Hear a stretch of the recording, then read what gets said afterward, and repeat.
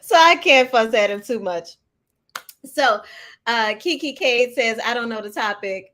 I don't know what y'all talking about, but I saw the topic and ran over. So listen. So today's conversation is a long time coming. I have counted at least 15 people who have sent this video clip to my inbox, whether it is like my email inbox, my text messages, my Instagram inbox. So I knew that I had to have this conversation. As much as I try to, I try to stay quiet about the things, y'all. But y'all knew I had perspective on this. And a lot to say. So for those who may not know what we're talking about, I'll start with that first so that if it's not, what you want to hear about, you can make a different decision. But if you have not seen the viral clip of what am I saying, Erica? Ebony K. Williams and because I'm thinking about Erica Badu, Ebony K. Williams and Iyanla Vanzant had a conversation last week sometime. And Iyanla asked Ebony if she would date a bus driver. And the response from Ebony was if he owns the bus. And Iyanla proceeded to tell her how that was the wrong way to think about things and share her perspective on Black women and femininity and the whole shebang. So, because this is Feminine Success, I am the Feminine Success Coach. Of course, y'all wanted to know what I think about all of this. So for those of you who don't know who I am, now I can introduce myself. I am Yaya Smith. I'm the founder of Feminine Success. I am a wife of, he's in here somewhere. I just saw him pop in. At Show Thyself a Man is my husband. He is an amazing man. We have been married for 11 years this year. We've been together for 13 years. We've been friends for 15 years. So we've been in each other's lives for quite some time now. And I'm a mom of four. I'm a mom of four beautiful children. You might hear them in the background. They are homeschoolers, so they are used to being loud. All right. They are not used to the walking through the hallway with your finger on your lip, even though I probably should have taught them that earlier. But they are used to being loud. So you might hear them. They're helping me out with cooking dinner right now. So, Nastasia over on Facebook says, I'm so excited to see what you have to say about this.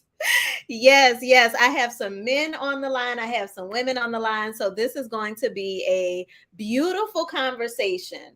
So I'm again, Yaya Smith, founder of Feminine Success, wife, mom. I am also a life coach. I have been coaching women for about a decade now, specifically Black women, Black and brown women, around tapping into your feminine power, healing and honing your softness so that you know how to use it to create the life that you desire. I know that softness is a strength. I know that because I am a fiery, strong, cut no corners kind of woman. Okay. I am not the femininity coach that will tell you to go buy a whole bunch of dresses, only wear pink, wear ruffles and feathers, and you'll be feminine. No, that is not me. We get our hands dirty sometimes over here. I am an avid gardener, even though I kill a lot of plants. I love to garden. I love to be outdoors. My husband is actually the more quiet person in our relationship. I see hashtag edge snatcher over here. I try not to snatch edges, but it happens from time to time. And so this is not your average femininity that tells you that in order to be a feminine woman, you need to be quiet. You need to take what you're given from this world and let that be that. Absolutely not. You have the power to choose, and the power to choose is with you as a woman. So today, that's what we're talking about. Today we are talking about women's choices. We are talking about your power to choose and your standards. Really, is it okay to have standards? So I'll start with my initial knee jerk reaction to the video. Okay. My initial reaction was very much like the post I shared in my stories yesterday that said, you don't get a flower to bloom by arguing with it. You don't get a flower to bloom by arguing with it. While I respect what Iyanla has created for herself and the brand that she's built and the healing work that I'm sure she has done with a lot of women. My mom was a very early client of Iyanla Vanzant. And so I grew up reading her books, completely respect her platform. One of the things that has always stood out to me, though, is her aggressive approach to healing and her tough love approach to healing. And I'm not here to say that it doesn't work. I'm here to ask, does it work? When you are taking advice and guidance and being supported or seeking advice and seeking guidance and support, it's so important for you to know yourself so that you can know what will be most effective for you. And I'm looking at both cameras. So if y'all are, I'm in two places at once right now. So my apologies if I'm not looking at you and it's causing you to feel left out, but I'm here for everybody. But a very aggressive and tough love approach to healing can hurt before it actually heals. And so that was my initial response was, well, if you're going to ask a question, if you're going to come at someone in a defensive way, you're going to get a defensive response from them. For me, when the question, would you date a bus driver, was asked, the initial question already centered this man's career and income. She didn't ask, would you date a loving and caring man? She didn't ask, would you date a man, I don't know, with high integrity? Or would you date a man who treats his mother a certain way? She asked, would you date a bus driver? And so in that, you've got to assume that the answer that you get will also center career and income. So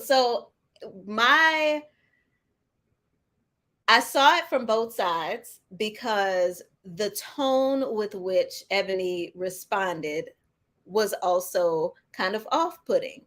And so when you're in this dynamic where everyone is defensive, you're going to get some fire.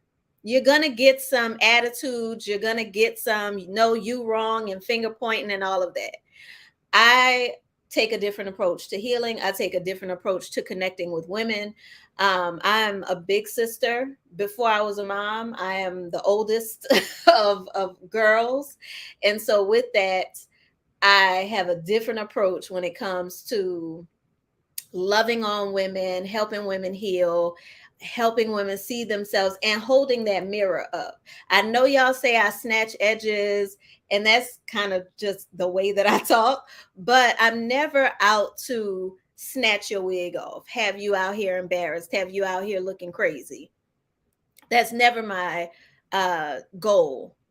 And so seeing that, no, you got it wrong, and here's what's wrong with Black women approach, even though I am a woman who considers myself a feminine woman now, and who has been on this feminine journey for quite some time, and who does understand the nuance and the things that we have lost as women, there's a better way to present that to women. Straight up ethics says, I'd rather date a debt-free bus driver than a mortgaged to the hilt CEO. And so, like I said, I see both sides of this conversation. I do feel and think that a lot of people are approaching this conversation from a lack mindset. A lot of people are approaching this conversation from a lack mindset. So the idea of I won't date a man who doesn't earn what I earn. That is coming from a lack mindset. Generally, when we say that as women, it is because we don't want to be doing what we're doing. And so our desire for a relationship is for a man who is able to come in and ease some of that financial burden off of us so that we can do more of what we actually want to do. That has nothing to do with the man, actually. And it has everything to do with your inner masculine making room for you to do what you want to do and make money in the ways that you want to make money.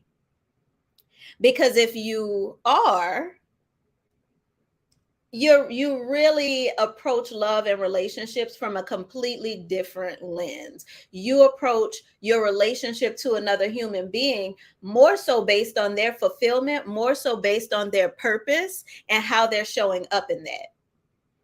So that's the first thing.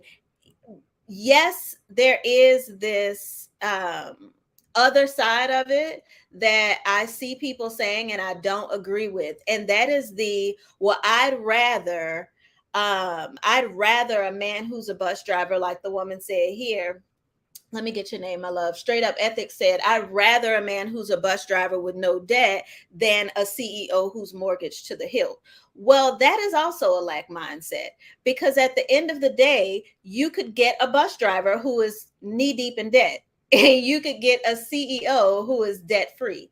You could get and I see people saying other things like, oh, well, I'd rather a bus driver who's loving and caring, or a blue collar worker who's loving and caring, than a wealthy man who is a player or a philanderer, or he doesn't treat you well. Well, you could also be with a man who is poor or cheap or whatever have you, blue collar worker, who treat you like trash because he's not fulfilled in his work. He feels like he's off purpose. He needs to have power over someone because he feels powerless in his own situation. You could also attract a man who is wealthy and makes time for you and is loving and caring and is faithful.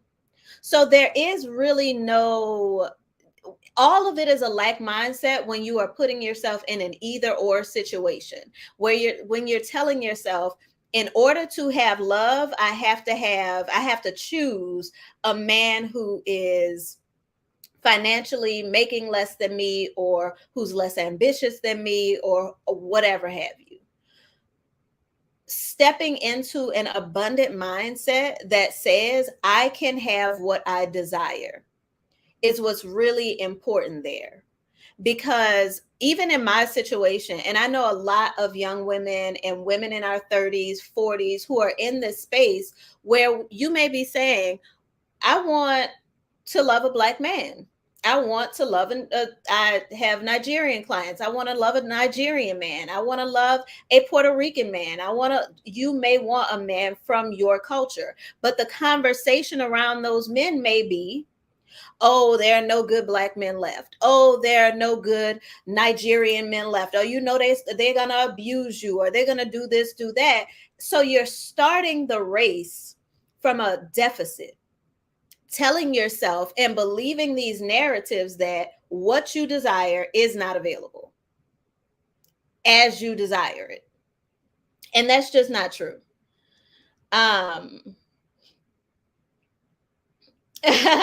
The Kiki Cade says, I dated and married the bus driver, but he definitely owned the bus. He's now an executive. I feel, Ebony, it's a mindset. And that's the next thing that I want to get to. It's so important for you to believe and know and show up as if what you desire is available as you desire it. That's important because so many of you as women have invested in yourselves. You have invested in your education. You've invested in your appearance. You've invested in your situation, where you currently are in life. You've invested time, effort, and energy to be where you are. It is perfectly okay for you to say, my standard for a partner is someone who is just as self invested as I am, who is just as invested in growing their mindset, in developing themselves, in doing the inner work, in doing the spiritual work as I am. It's the same way. If you are a spiritual person, you may say, well, I don't want a man who doesn't have a strong spiritual foundation. I don't want a man who doesn't have a strong relationship with God or source or whoever. I don't, that may not be what you want. And you are within your right to say that. You are within your right. Any person is within their right to have a preference. Don't let anyone shame you into settling. Don't let anyone shame you out of your preferences. All right. Now, does that mean that you should be completely superficial and just judging people based on what they can quote unquote give you? Not necessarily. What I believe is not only are relationships based on what we are receiving from others, but base your relationship, especially if you are a single woman, on whether that man has the capacity to receive you. Whether that man has the capacity to receive you. And a lot of times, the person who is not investing in themselves and growing their ideas of themselves and growing their worldview and understanding things on a deeper level and having higher ambitions and bigger dreams, they do not have the capacity to receive you and make room for you to grow. And so you get into a relationship with this person who maybe they are very loving, very caring, and they show up in one way that maybe you haven't experienced before. But when you are ready to grow, they're not ready for you to grow. Their desire is to keep you in the box that you fit into in their lives. It's really important that you are aware of these traits, and they're not economic traits. These are not things that you can tell whether a man is this way based on what he earns or what he has. You can't tell in that way. You've got to be able to discern and clearly evaluate a man's character. And that's a huge part that's being left out of the conversation. Yes, we tell women to choose better. Yes, we tell men to choose better. But how are people choosing better? Normally, we are choosing from the level of our own traumas. We are choosing from our own lack. We are often led into relationships based on what we lack, not what we desire.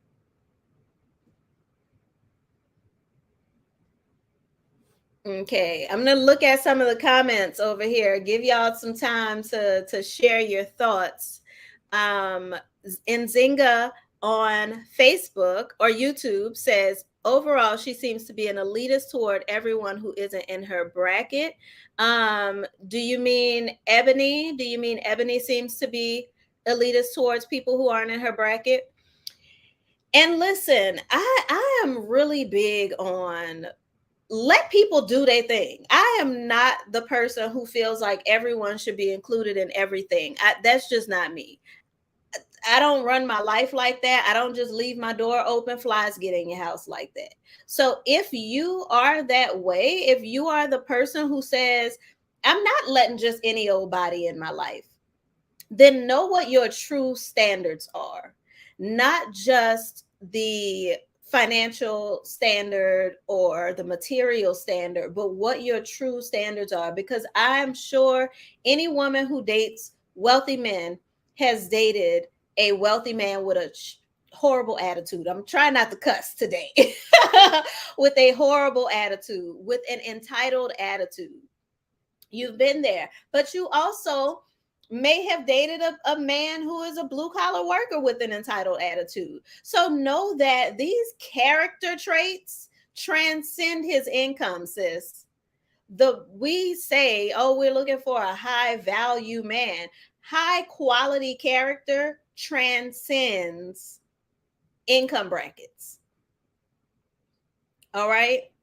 A man who will truly commit, there are men who make $20,000 a year who are afraid of commitment. There are men who make $200,000 a year who are afraid of commitment. There are men who make $20 million a year who are afraid of commitment. Okay. All right. So realize that if you desire to attract someone who is aligned with you, you've got to know what that looks like. You've got to know what alignment looks like. You need to know what those characteristics are, not just the external accomplishments.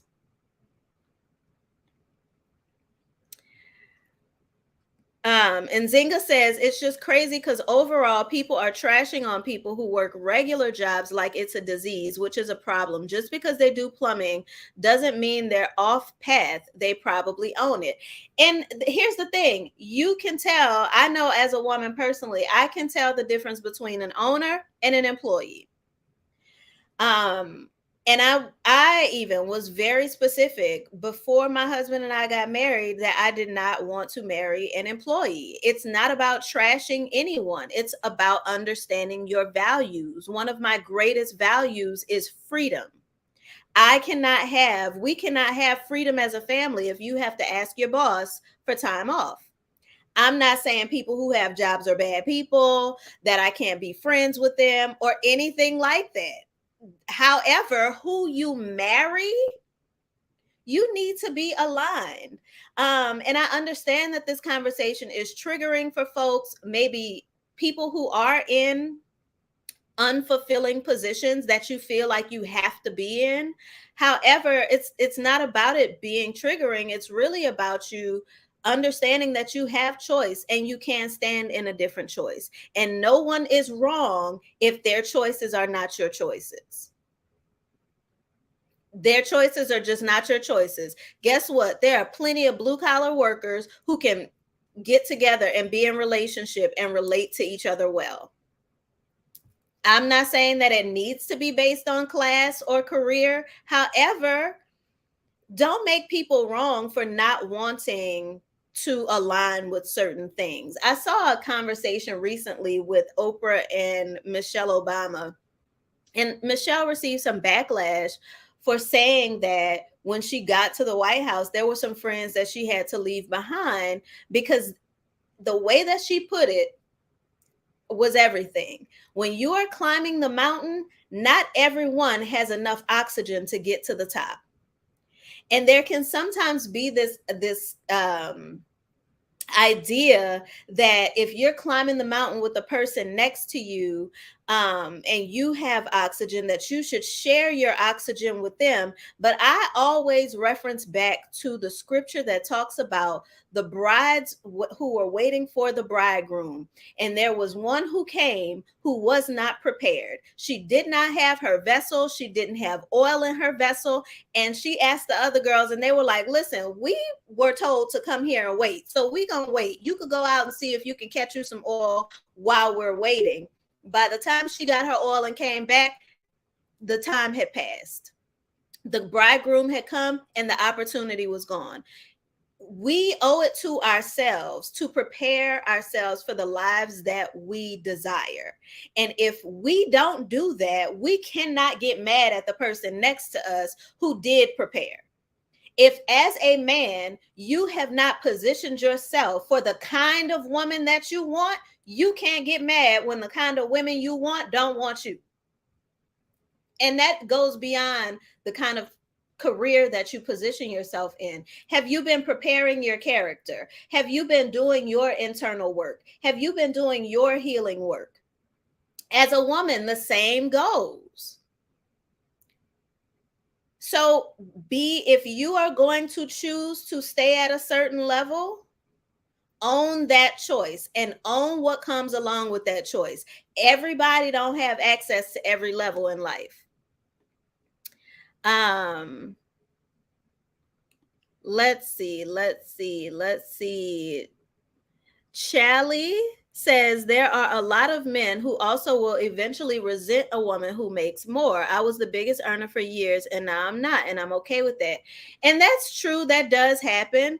But again, you want to connect with someone who has an abundance mindset, whose idea of themselves is bigger than what they earn, and their idea of their ability to create is bigger than where they currently are.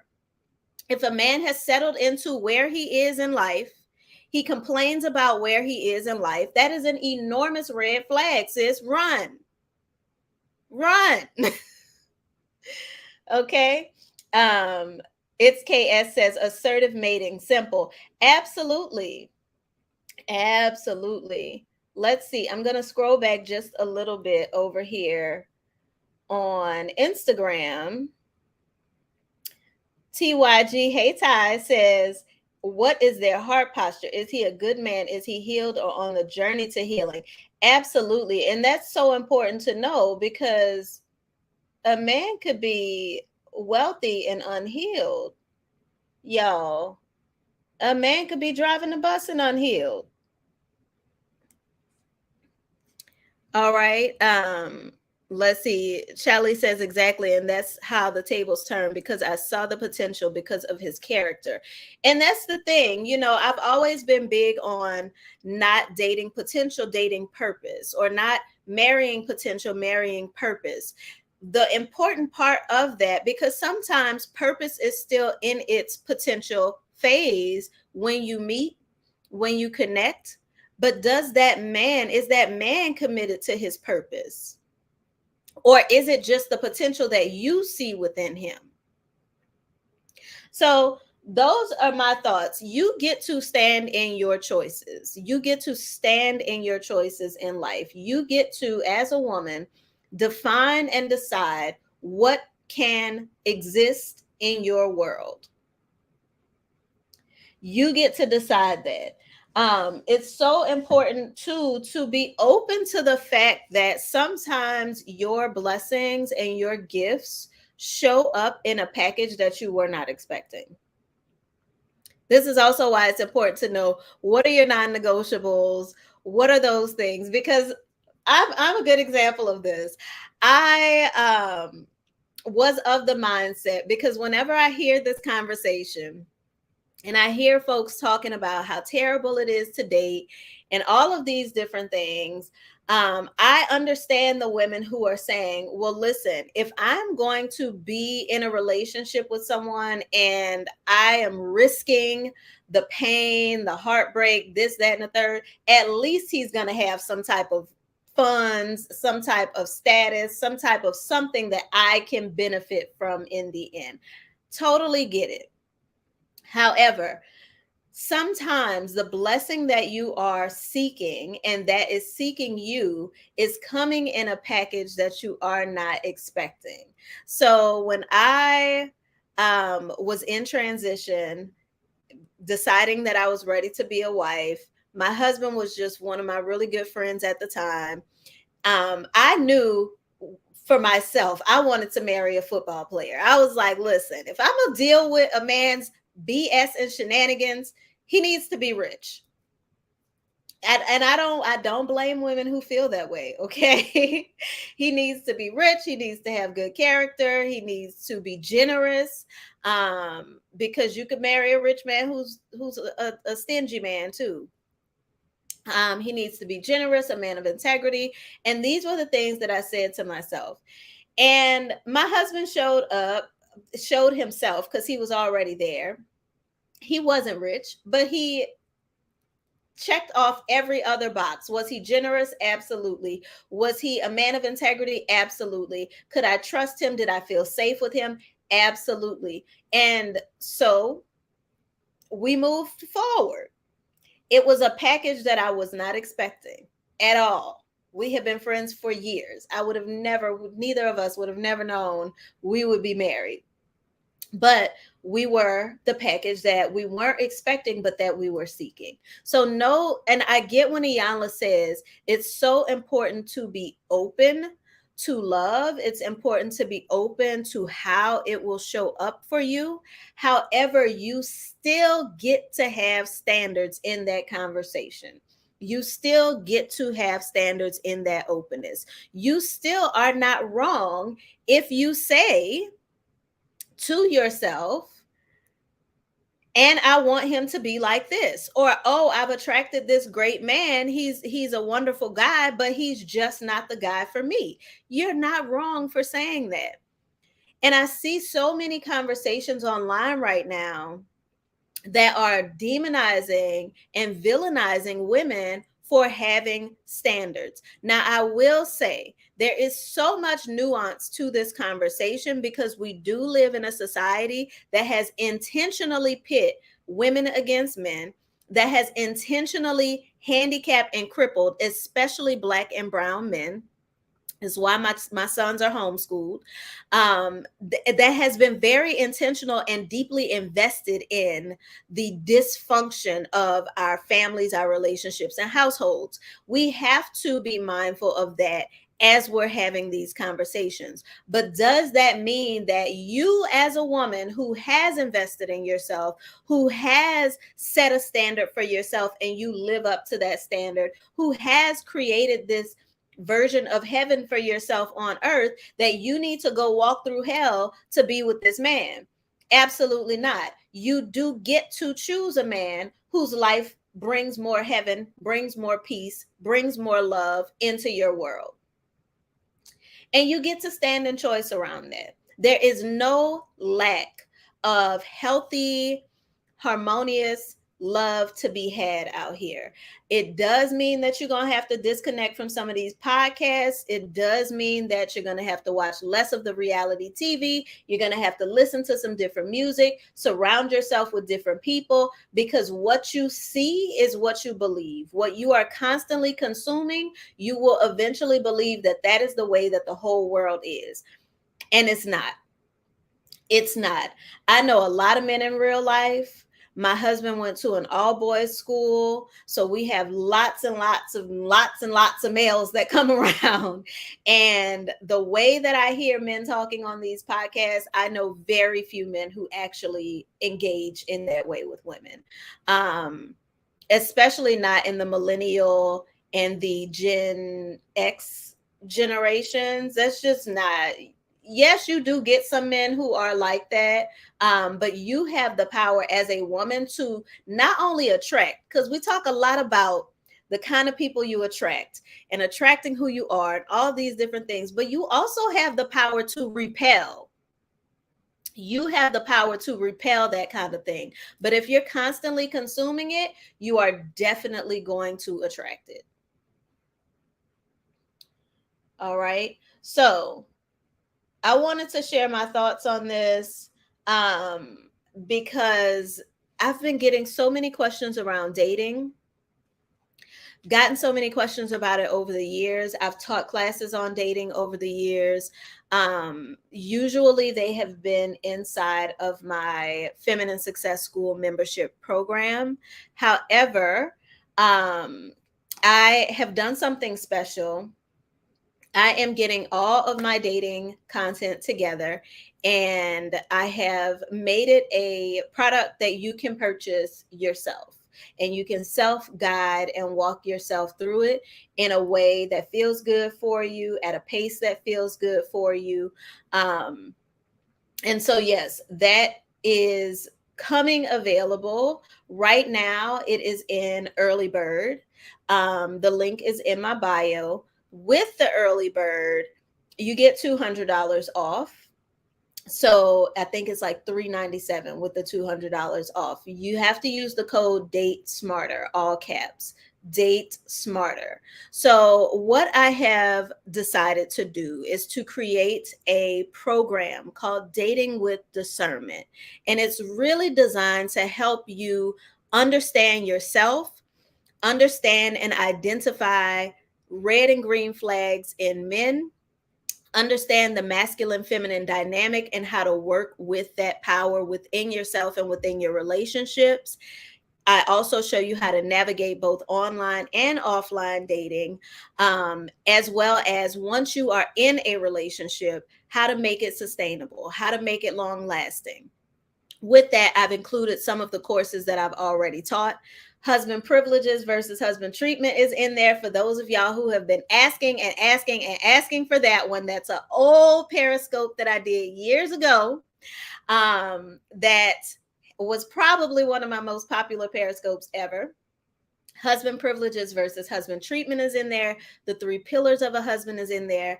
And dating with discernment is specifically for women who are looking to date toward marriage or towards serious, healthy, committed partnership, who want to be able to see deeper into a man, who want to be able to see deeper into yourself and into your relationships, understand how to communicate better in those spaces, and get what it is you desire.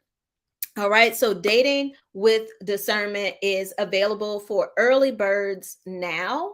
You can catch it at the link in my bio. And I'm going to go into some of these comments over here on YouTube and Facebook because y'all are asking some really good questions. Okay. Yes, since Ben Periscope throwback, love it. Absolutely. Thank you, Charm. But yes, dating with discernment is that's my one for this year. I said I wasn't going to create anything, but I saw this conversation being had and all of the interactions and engagement that I've been getting, conversations that I've been having online and offline.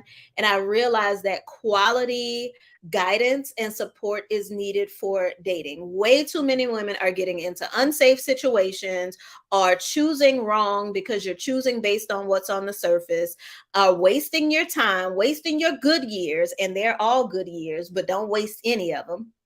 Wasting your good years with a man who maybe looked great on paper, but you realized underneath he wasn't who you thought he would be. So this course is specifically designed to help you overcome those obstacles, choose smarter, and date with intention and attention to who you are giving your attention to, who you are giving access to your life. All right. So let's see what Nastasia, do you think hypergamy is in our nature? Why is it a crime for Black women to want parts in hypergamy? Just curious. So I do not think that hypergamy is a crime. Do I think that it is in our nature?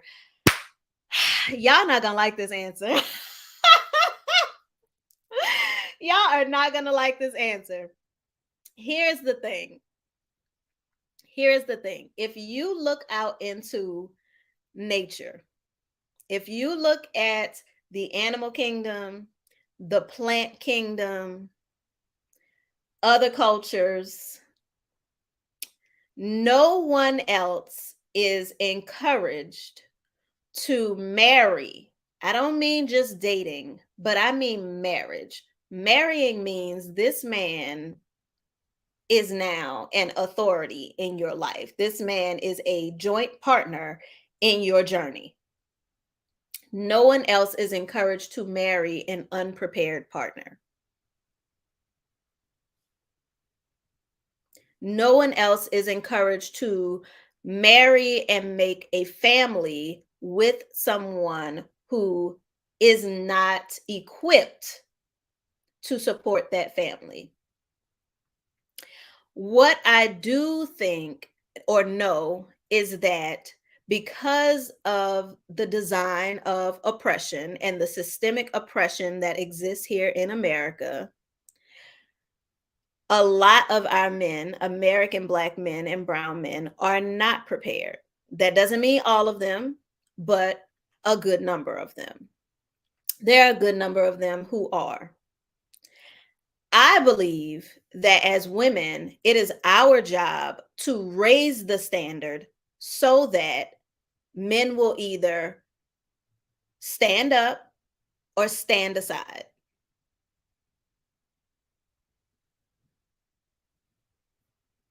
It is not your job to lower your standard. Another thing that is very important that I teach my clients: stop letting people shame you for things that you are not ashamed of. If you are ashamed of wanting more, then when people say, oh, you shouldn't ask for more, how dare you, then you'll feel ashamed of it. But when you are not ashamed of wanting what you want as a woman, you get it. When you are not apologizing for asking for more, you get it. You align with men and partners who are not looking for an apologetic woman. They are looking for a woman who is going to stand up and ask for more. They are looking for the kind of woman who will hold them accountable. They are looking for the kind of woman who will help them elevate to a higher standard because they want to be a better man, whether they're rich or poor. However, when you lower your standards, because so many of us say it's almost like when you're in business and you're like, I'm gonna lower my prices so more people can buy, then you just get frustrating clients. So y'all notice $3.97 not gonna last long. You might want to hop on it now. But you get the frustration, you get the aggravation when you lower your standards. Stop lowering your standards. Instead, know what to look for and where to look. That's the issue. A lot of y'all are looking in the wrong places for the right thing. You're looking for the right thing, but you're looking in the wrong place. You're looking for the right thing, but you're asking the wrong people. How can you ask a woman who has never had healthy love what kind of love you should be looking for? She is going to lead you from her lack. She is going to guide you from her guilt. All right. I don't think it's a crime at all to have standards. Hypergamy. So, a person over here asks, what is hypergamy? Hypergamy is the idea that you should date and marry someone with a higher economic or social status than you so that you can improve your status. I personally am not at all looking for a man who has nothing to offer me. I'm not looking for a man at all because I'm married now, but I was not looking for a man who had nothing to offer. Period. You should not be looking for a man who has nothing to offer unless you're looking for a codependent connection.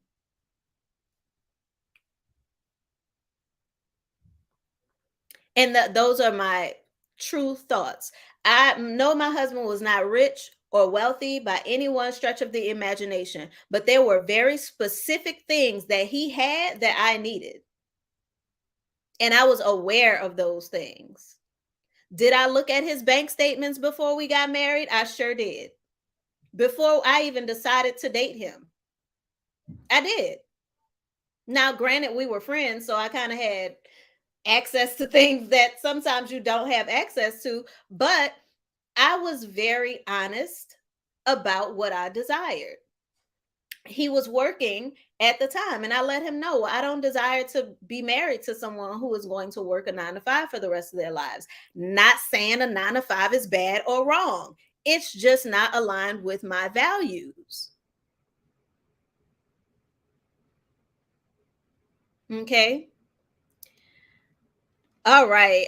So as Kyla said, heavy on how prepared is he for marriage? Exactly. How prepared is he for, and it doesn't even need to be marriage, but whatever it is that you are seeking, if it's commitment that you're seeking, if it's companionship that you're seeking, if it's someone who is a compassionate partner, is he a compassionate person?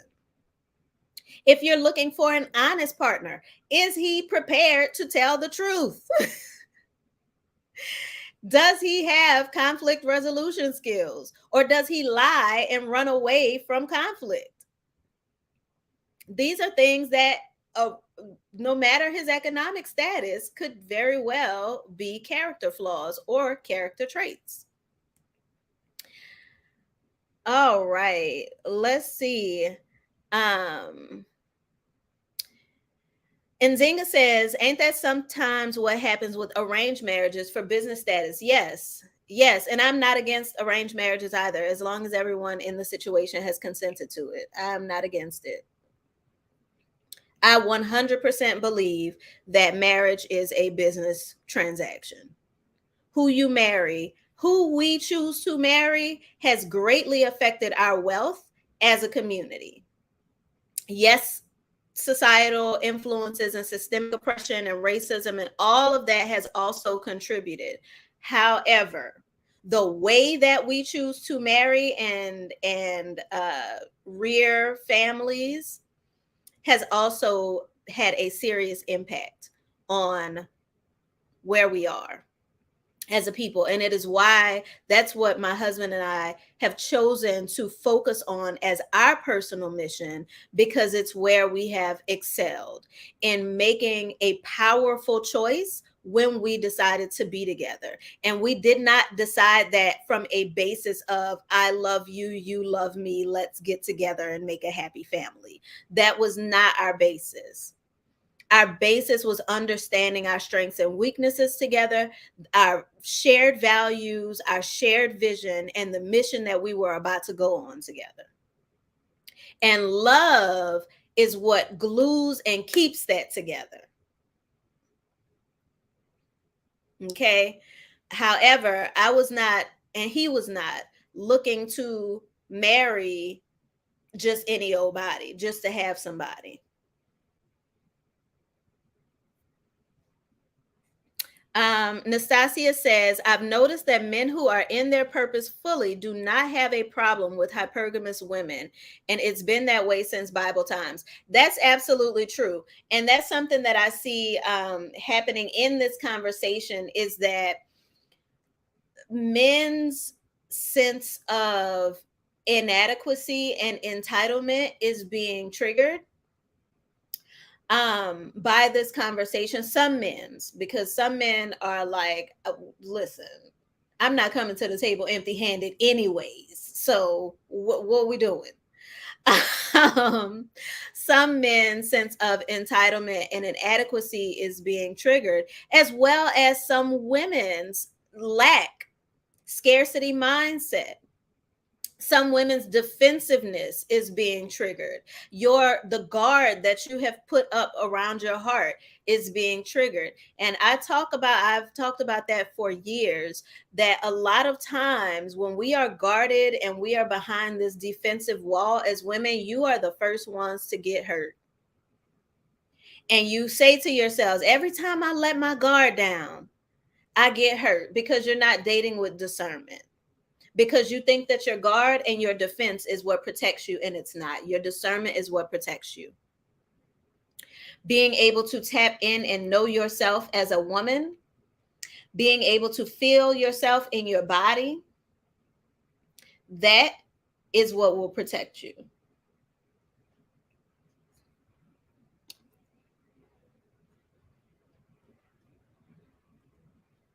Listen, and Zinga says, not being married too. I'm here for it. Okay. Not any old body. And that's the thing. I was also not willing to not be married. I was not going to settle for being lonely. And I was not going to settle for marrying just any old man. That's why I'm here to tell you that what you want is available, and you have got to hold your standards. You've got to be unapologetic about holding your standards so that you can have what it is that you actually want. Because a lot of us say, oh, well, I'd rather just be by myself. But you really wouldn't rather be by yourself. You don't want to be alone. You just don't want to deal with the bullshit.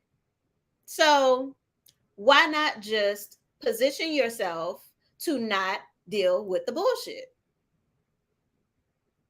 That doesn't mean positioning yourself to be alone. And that's what we're, again, in this either or paradigm, where you believe that I either have to choose this or that. And that is not the case. So if you are a woman who has been looking for solid guidance, solid support around attracting, sustaining, and securing the love that your soul desires, not your mind, not the mindsets and the limiting beliefs that you've been told you should have because you're a Black woman, but your soul desires for your soul's mission here.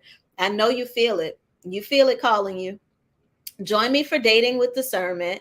It is a self-paced, self-guided program, but there is a live component to it. So we have a date night where I will answer your live questions. I'll coach you live and support you around getting your dating life in order. The podcasts are not going to do it, sis. It's not going to do it. It is not supportive for you. It is putting you in a position where you believe that there is less available to you than there really is. And so I want to show you how I have attracted healthy, amazing, a husband that can't get enough of me 13 years later, how my clients are attracting healthy, amazing love without having to, most of them haven't even been on the dating apps. I know, I know. They're dating the real way, the traditional offline way, and they are attracting amazing partners. That's all I'm gonna say. But if you want to know how to do that for yourself, Dating with Discernment is now available at the link in my bio. The course will start to drip to you on May 31st, but there is pre work to do before you even get there. So once you sign up, you'll have access immediately. There is a code, Date Smarter in all caps, for $200 off. Shelly says, I hope I'm saying your name right. I wish I had this knowledge in my 20s. I hope young women are taking heed because we also pick partners based on certain traumas. And when we're not healed first, it can hinder the relationship. Absolutely. And listen, my clients range from, I think the youngest client I've had has maybe been 23, 24. The most aged client I've had was in her 60s. So my clients range. I specifically work with women who are strong women, who are self-invested women, and who desire to have success in all areas of their life. They don't want to trade off career success for love success or love success for career success. They want to be able to feel fulfilled at the soul level and make an impact in the world around them. All right. So just know that I will say my clients are women who are lions and tigers and bears. All right. Yes, we hone and we heal our soft side and our softness, but we are also women who get what we want out of life. We are not sitting around waiting for life to maybe throw us a bone. Mm-mm. Charm said, Ashe, Ashe, Ashe. One authentic woman says, you have to know what you want, not what others expect of you. Absolutely. Absolutely. All right. So that is that, y'all. I will share in the Instagram stories the link to join Dating with Discernment, and I'll also share it over here on YouTube and Facebook. Let me see. I think I have one more comment. Nastasia says, struggle love is praised in the Black community, which is why our children continue to suffer. If us women don't know our worth, we have to stop settling and having a lack mindset. That's so true. And I don't believe that you have to date outside of the Black community or marry outside of the Black community to have access to love that doesn't require you to struggle. That's just not the truth. If it's your choice, that's different, but that's just not the truth. And just because something is praised does not mean that you have to own that as your narrative. Just because something is not encouraged does not mean that you have to be ashamed of it. You get to choose your own narrative. You get to write your own story. And the partner that you pick is a huge part of that story. So don't be out here settling. Okay. And don't let anybody shame you out of your standards. All right. Y'all have a wonderful day. I'm going to go make sure these children are not burning my spaghetti.